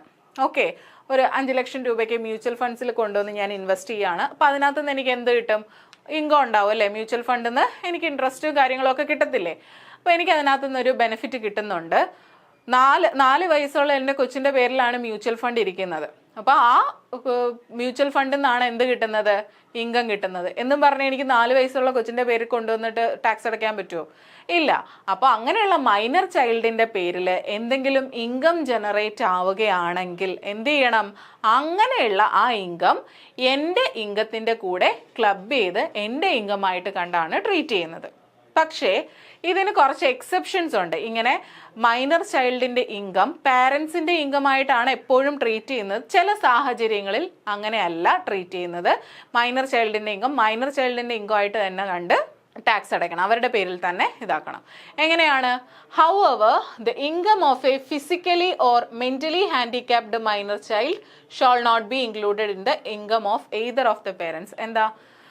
ഹാൻഡിക്യാപ്ഡ് ആയിട്ടുള്ള, ഫിസിക്കൽ ആണെങ്കിലും മെൻ്റൽ ആണെങ്കിലും, ശാരീരികമായിട്ട് അംഗവൈകല്യമുള്ളതാണെങ്കിലും മാനസികമായിട്ട് വൈകല്യമുള്ള കുഞ്ഞുങ്ങളാണെങ്കിലും അവർക്ക് ഇങ്ങനെ എന്തെങ്കിലും ഇൻകം ഉണ്ടെങ്കിൽ അങ്ങനെ കിട്ടുന്ന ഇൻകം ഒരു പേരൻസ്, ഇപ്പം അച്ഛൻ്റെ ഇൻകത്തിൻ്റെ കൂടെ ആഡ് ചെയ്യേണ്ട ആവശ്യമില്ല, അമ്മയുടെ ഇൻകത്തിൻ്റെ കൂടെയും ആഡ് ചെയ്യേണ്ട ആവശ്യമില്ല. അവരുടെ ഇൻകം ക്ലബ് ചെയ്യേണ്ട ആവശ്യമില്ല. ഇനി in such A case the total income of minor child shawl B computed separately. ഇങ്ങനെയുള്ള സാഹചര്യങ്ങളിൽ മൈനർ ചൈൽഡിൻ്റെ ഇൻകം, ടോട്ടൽ ഇൻകം എത്രയാണെന്ന് സെപ്പറേറ്റ് ആയിട്ട് കണ്ടുപിടിക്കുക. അതായത് ഹാൻഡിക്യാപ്ഡ് ആയിട്ടുള്ള, ഫിസിക്കലി ഓർ മെൻ്റലി ഹാൻഡിക്യാപ്ഡ് ആയിട്ടുള്ള ഒരു കുഞ്ഞാണെങ്കിൽ അവരുടെ ആ കുഞ്ഞിന് എന്തെങ്കിലും ഇൻകം ഉണ്ടെങ്കിൽ എന്ത് ചെയ്യും? ആ കുഞ്ഞിൻ്റെ പേരിൽ ഇപ്പം ഞാൻ മ്യൂച്വൽ ഫണ്ട് തുടങ്ങി അതിന് വരുമാനം കിട്ടുന്നു, അങ്ങനെയാണെങ്കിൽ പോലും എന്ത് ചെയ്യും? ആ മൈനർ ചൈൽഡിൻ്റെ പേരിൽ വരുന്ന ആ ഇൻകം എൻ്റെ ഇൻകത്തിൻ്റെ മേളിലോ എൻ്റെ ഹസ്ബൻഡിൻ്റെ ഇൻകത്തിൻ്റെ മേളിലോ ആഡ് ചെയ്യത്തില്ല.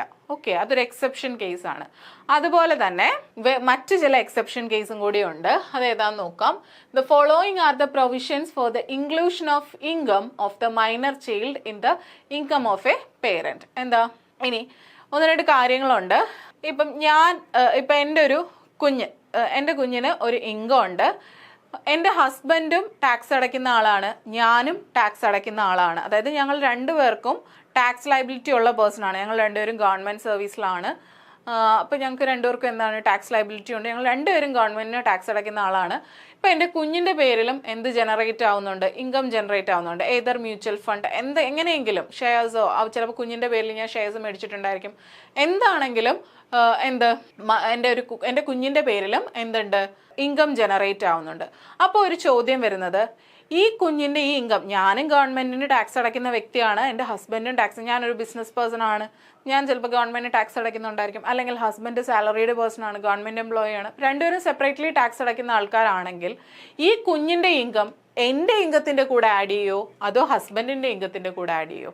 ഓക്കെ, ഇങ്ങനെ വരുന്ന സാഹചര്യത്തിൽ എങ്ങനെയാ ചെയ്യുന്നതെന്ന് വെച്ചാൽ, ഇപ്പം ഞാനും ഹസ്ബൻഡും ഒരുമിച്ച് തന്നെയാണ്, അതായത് ഞങ്ങളുടെ മാരേജ് എന്ന് പറയുന്ന ആ ഒരു ഉടമ്പടി ഇപ്പോഴും നിലനിൽക്കുന്നത്. അതായത് ഞങ്ങൾ ഡിവോഴ്സ്ഡ് ഒന്നും അല്ല, ഞങ്ങളിപ്പോഴും ഒരുമിച്ച് തന്നെയാണ്.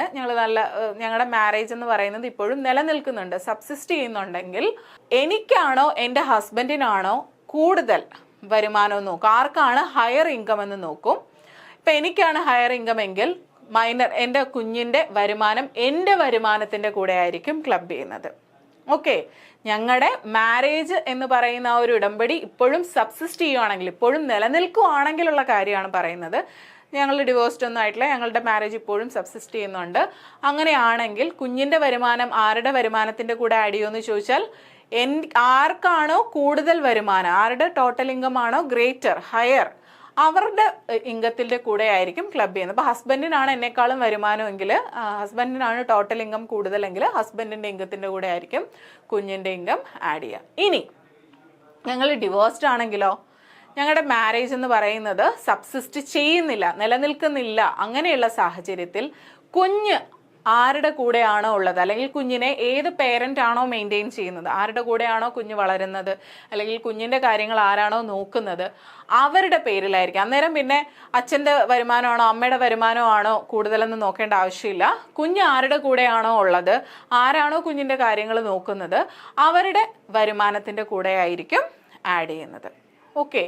ഇനി ചില സാഹചര്യത്തിൽ ഈ മൈനർ ചൈൽഡിൻ്റെത് ക്ലബ്ബ് ചെയ്യേണ്ട ആവശ്യമില്ല. മൈനർ ചൈൽഡിന്റെ വരുമാനം പേരൻസിന്റെ വരുമാനത്തിനുള്ളിൽ ക്ലബ്ബ് ചെയ്യേണ്ട ആവശ്യമില്ല. അത് ഒന്നാമത്തെ സാഹചര്യം ഞാൻ പറഞ്ഞു, ഫിസിക്കലി മെന്റലി ഹാൻഡിക്യാപ്ഡ് ആയിട്ടുള്ള കുഞ്ഞുങ്ങളുടെ കാര്യം. രണ്ടാമത്തെ കേസ് എന്താ? Income from manual work done by minor. അതായത് കുഞ്ഞിൻ്റെതായിട്ടുള്ള കഴിവുകൾ കൊണ്ട് ഇൻകം ജനറേറ്റ് ചെയ്യാണ്. ഇപ്പം നമുക്കറിയാമല്ലോ, 4 വയസ്സ് 2 വയസ്സുള്ള പിള്ളേരൊക്കെ, അല്ലെങ്കിൽ എന്ന് ജനിച്ചു വീഴുന്ന പിള്ളേർ വരെ സിനിമയിൽ അഭിനയിക്കുന്നുണ്ട് അല്ലേ? സിനിമയിലൊക്കെ കൊച്ചു കുഞ്ഞുങ്ങളെയൊക്കെ അഭിനയിപ്പിക്കാറില്ലേ? 4 വയസ്സ് 5 വയസ്സൊക്കെ ഉള്ളവരെ എന്തിനാ ജനിച്ചു വീഴുന്ന കുഞ്ഞുങ്ങളെ വരെ സിനിമയിലേക്ക് എടുത്ത് അഭിനയിക്കാറുണ്ട്. അവർക്ക് ഇങ്ങനെ റെമ്യൂണറേഷൻ കൊടുക്കുമല്ലോ. അപ്പോൾ ആ ഒരു റെമ്യൂണറേഷൻ ആ കുഞ്ഞിന് കിട്ടുന്നത് അതിൻ്റെ തന്നെ കഴിവ് കൊണ്ടാണ്, അത് സ്വന്തമായിട്ട് ചെയ്യുന്ന ജോലി കൊണ്ടാണ്, ആ കുഞ്ഞ് അഭിനയിച്ച് മേടിക്കുന്ന കാശാണ്. അങ്ങനെയുള്ളപ്പോൾ അങ്ങനെ ആ കുഞ്ഞ് സ്വന്തമായിട്ട് അതിൻ്റെ സ്കില്ല് കൊണ്ട് അത് മാനുവൽ വർക്ക് ചെയ്ത് ഉണ്ടാക്കുന്ന വരുമാനം പാരൻസിൻ്റെ വരുമാനവുമായിട്ട് ക്ലബ് ചെയ്യേണ്ട, അത് സെപ്പറേറ്റ്ലി കൊണ്ടുവന്ന് അത് മൈനർ ചൈൽഡിൻ്റെ ഇൻകമായിട്ട് തന്നെ കൊണ്ടുവന്ന് ടാക്സ് ചെയ്താൽ മതി. അതിന് പ്രത്യേകം പ്രൊവിഷനുണ്ട്, അത് അങ്ങനെ കൊണ്ടുവന്ന് ടാക്സ് അടച്ചാൽ മതി. ഓക്കെ. അല്ലാതെ ആ കുഞ്ഞ് അഭിനയിച്ചുണ്ടാക്കുന്ന കാശ് കൊണ്ടുവന്ന് ഞങ്ങളുടെ ഇൻകത്തിൻ്റെ കൂടെ ക്ലബ് ചെയ്ത് ഞങ്ങൾ കൊണ്ടുവന്ന് ടാക്സ് അടയ്ക്കേണ്ട ആവശ്യമില്ല. കാരണം അത് സ്വന്തമായിട്ടുണ്ടാക്കിയതാണ്. പക്ഷേ ഞാൻ മറ്റേ മ്യൂച്വൽ ഫണ്ടിൻ്റെ കാര്യം എന്താ പറഞ്ഞത്? കുഞ്ഞിൻ്റെ പേരിൽ ഞാൻ കൊണ്ടുവന്ന് ഡെപ്പോസിറ്റ് ചെയ്തതാണ്. ഓക്കെ, ഞാനാണ് അവിടെ കുഞ്ഞിൻ്റെ പേരിൽ കൊണ്ടുവന്ന് മ്യൂച്വൽ ഫണ്ടിൽ ഇൻവെസ്റ്റ് ചെയ്തത്. അതിൻ്റെ വരുമാനം കുഞ്ഞിന് കിട്ടിയാലും ഞാനല്ലേ എടുക്കുക. അതുകൊണ്ട് അതെൻ്റെ പേരിൽ ക്ലബ് ചെയ്യുന്നു. പക്ഷെ കുഞ്ഞ് സ്വന്തമായിട്ട് മാനുവൽ വർക്ക് ഒക്കെ ചെയ്തിട്ട് സ്വന്തമായിട്ട് നേടുന്ന വരുമാനം, 4 വയസ്സുള്ള കൊച്ച് സ്വന്തമായിട്ട് നേടുന്ന വരുമാനം, അത് എൻ്റെ അടുത്ത് കൊണ്ടുവന്ന് ക്ലബ് ചെയ്യേണ്ട ആവശ്യമില്ല, എൻ്റെ ഹസ്ബൻഡിലും ക്ലബ് ചെയ്യേണ്ട ആവശ്യമില്ല. അത് സെപ്പറേറ്റ്ലി കുഞ്ഞിൻ്റെ പേരിൽ തന്നെ ഇൻകമായിട്ട് കാണിച്ച് ടാക്സ് അടയ്ക്കാവുന്നതാണ്. അതുപോലെ അതാണ് ഇവിടെ പറയുന്നത്. മാനുവൽ വർക്ക് കൊണ്ടോ അല്ലെങ്കിൽ കുഞ്ഞിൻ്റെ തന്നെ സ്കില്ലോ ടാലൻറ്റോ സ്പെഷ്യലൈസ്ഡ് നോളജോ എക്സ്പീരിയൻസോ ഒക്കെ ഉപയോഗിച്ച് ആ മൈനർ ചൈൽഡ് എന്തെങ്കിലും ഇൻകം ജനറേറ്റ് ചെയ്യും. നമുക്കറിയാമല്ലോ, ഇപ്പോൾ ഒത്തിരി കുഞ്ഞുങ്ങൾ യൂട്യൂബ് ചാനൽസ് വഴി ഉണ്ടാക്കുന്നുണ്ട്, ഒരുപാട് കുഞ്ഞുങ്ങൾ അഭിനയിക്കുന്നുണ്ട്, പാട്ട് പാടുന്നുണ്ട്, അങ്ങനെ സ്വന്തമായിട്ട് വരുമാനം ഉണ്ടാക്കുന്ന ഒരുപാട് കുഞ്ഞുങ്ങളുണ്ട് അല്ലേ? അപ്പം അങ്ങനെ എന്തെങ്കിലുമൊക്കെ ഇൻകം ഉണ്ടെങ്കിൽ അത് ക്ലബ് ചെയ്യേണ്ട ആവശ്യമില്ല. ഇനി മൈനർ ചൈൽഡ് എന്ന് പറഞ്ഞാൽ എന്താണ്? 18 വയസ്സിൽ താഴെയുള്ള കുഞ്ഞുങ്ങളാണ്.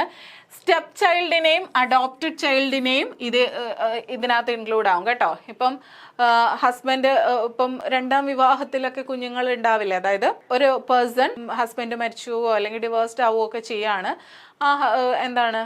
ആൾക്ക് ഒരു കുഞ്ഞുണ്ടായതിനു ശേഷമാണ് ഹസ്ബൻഡ് മരിച്ചു പോയത്, അല്ലെങ്കിൽ ഡിവോഴ്സ്ഡ് ആയത്. 2ാമത് വിവാഹം കഴിക്കുകയാണെങ്കിൽ വിവാഹം കഴിക്കുന്ന ആളുടെ സ്റ്റെപ്പ് ചൈൽഡാണ് ഈ കുഞ്ഞ്. സ്റ്റെപ്പ് ചൈൽഡ് ആണെന്നും പറഞ്ഞ് ഈ കുഞ്ഞിൻ്റെ വരുമാനം ഈ 2ാമത് വന്ന അച്ഛൻ്റെ വരുമാനത്തിൻ്റെ കൂടെ ആഡ് ചെയ്യാതിരിക്കുക, അങ്ങനൊന്നും പറ്റില്ല. മൈനർ ചൈൽഡ് എന്ന് പറഞ്ഞാൽ അതിനുള്ളിൽ ആരും വരും? സ്റ്റെപ്പ് ചൈൽഡും വരും. ഈവൻ അഡോപ്റ്റ് ചെയ്ത ദത്തെടുത്ത കുഞ്ഞുങ്ങളും ഈ കാറ്റഗറിയിൽ വരും. അത് ദത്തെടുത്തതല്ലേ അല്ലെങ്കിൽ സ്റ്റെപ്പ് ചൈൽഡ് അല്ലേ എന്നും പറഞ്ഞ് മാറ്റി നിർത്താനൊന്നും പറ്റത്തില്ല.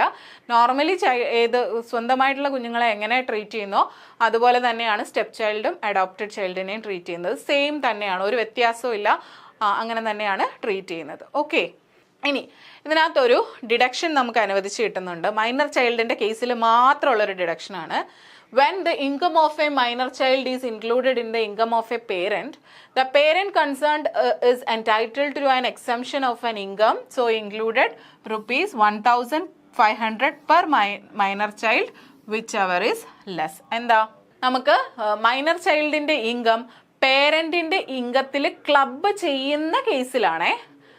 അതായത് മൈനർ ചൈൽഡ് ഇപ്പം ആക്ട് ചെയ്തുണ്ടാക്കുന്ന കാശ് അത് ക്ലബ് ചെയ്യത്തില്ല. കാരണം ആ കുഞ്ഞ് തന്നെ അഭിനയിച്ചുണ്ടാക്കുന്ന കാശാണ്, അല്ലെങ്കിൽ ആ കുഞ്ഞ് പാട്ടുപാടി ഉണ്ടാക്കുന്ന കാശ് അത് അതിൻ്റെ സ്വന്തം കാശാണ്, അത് സെപ്പറേറ്റ്ലിയാണ്.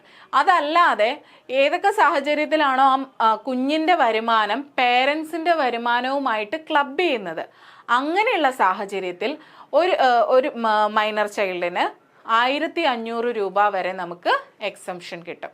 ഒരു കുഞ്ഞിന് 1,500 വെച്ച് മാക്സിമം 2 പേർക്കേ കിട്ടത്തുള്ളൂ. 1,500 രൂപ വെച്ച് നമുക്ക് പെർ മൈനർ ചൈൽഡ് നമുക്ക് എക്സെപ്ഷൻ മേടിക്കാവുന്നതാണ്. ഒന്നുകിൽ ആ കുഞ്ഞിൻ്റെ വരുമാനം അല്ലെങ്കിൽ 1,500 രൂപ, വിച്ച് എവർ ഈസ് ലെസ് നമുക്ക് എക്സംഷൻ കിട്ടും. ഓക്കെ ആണല്ലോ. പിന്നെ നമ്മൾ പറഞ്ഞാണ് എന്ത്, നമ്മുടെ സെൽഫ് ഓക്കുപ്പൈഡ് ആയിട്ടുള്ള ഒരു പ്രോപ്പർട്ടി HUF ട്രാൻസ്ഫർ ചെയ്ത് കൊടുക്കുമ്പോൾ അതിനകത്ത് നിന്ന് എന്തെങ്കിലും ഒരു ഇൻകം ജനറേറ്റ് ആയാൽ അത് ആരാണോ ട്രാൻസ്ഫർ ചെയ്തത് അയാളുടെ പേരിൽ തന്നെ. പിന്നെ ബിനാമി ട്രാൻസാക്ഷൻ ആണെങ്കിലും ഒറിജിനൽ ബിനാമിയുടെ പേരിലല്ല, ആരാണോ ഇത് അവോയ്ഡ് ചെയ്യാൻ വേണ്ടിയിട്ട് ഇത് ട്രാൻസ്ഫർ ചെയ്തേക്കുന്നത് അയാളുടെ പേരിലായിരിക്കും ഇൻകം കാണിക്കുന്നത്. സോ ഇത്രയുമാണ് നമ്മുടെ ക്ലബിംഗ് ഓഫ് ഇൻകം എന്ന് പറയുന്നത്. ക്ലബിംഗ് ഓഫ് ഇൻകം വരുന്ന സിറ്റുവേഷൻസും ഇത്രയുമാണ്. Okay, thank you.